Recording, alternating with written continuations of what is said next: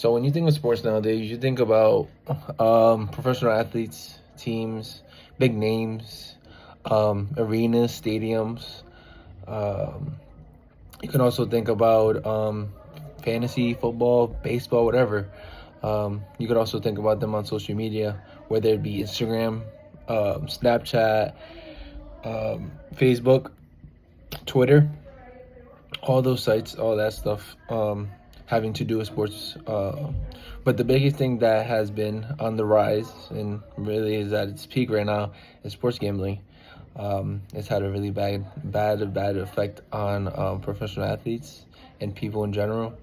I would say that gambling is probably at its peakest point right now, or highest peak right now. Um, because it's just something that's been on the rise the last couple years or so, where most states are kind of legalizing it now, except for a few that are not, including Rhode Island. We're not legalizing it yet. Um, there's been a few studies and stuff like that that have shown all those negative effects, whether it be financial despair, mental health issues with addiction and all that stuff, and also the effect that it's having on the younger generation, where they're kind of getting into it now, which is not good, obviously. You know, I there's I've had time to come up with a thesis, and I thought, like, I think it's just before it gets out of hand, since it's probably at its peak right now. I think that as a community, as a state, as a country, we should try to stop that influence of influence of like the influence of the spread of gambling around the country, because obviously, all like I said, all, like as I mentioned, all the um, things I mentioned about bad gambling. I mean, gambling that's bad, and there's been a few studies done and stuff like that that's happened. It's having, like I said, just getting a little bit deeper into it, it's having a strain on people's financials. There's been, according to studies, there's been reduced savings and lower investments in assets that people have had, whereas in households that where gambling is legalized. um and there's another stat I have here: in one every three high profile athletes, they receive abuse from someone with a gambling or betting interest.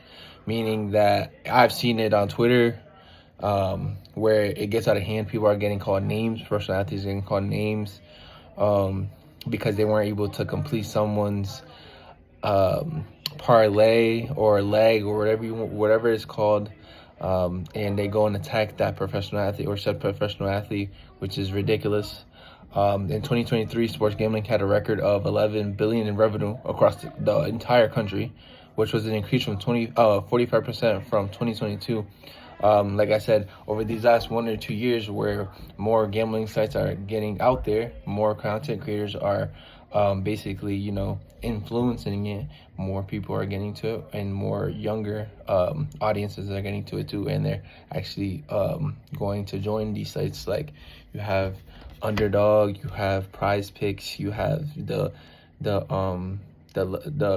parlay places like MGM. They have all these commercials now where they're promoting it as well on television when sports are being played.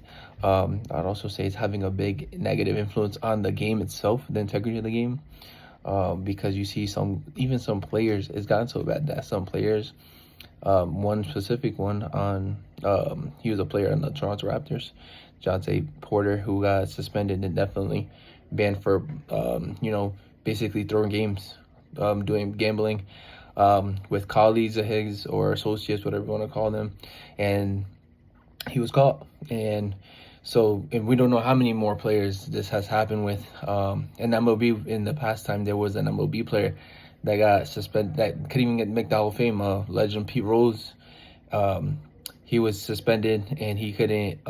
They didn't even have. He was basically blackmailed from the MLB Hall of Fame, even though he was probably one of the greatest players that could ever touch the field, because of gambling, throwing games. That's the type of influence that gambling's had, and that was back in the day. Now everybody has access to it and can do it. So I just think that first, like as time goes on, I think that there should be ways that we should influence positive um,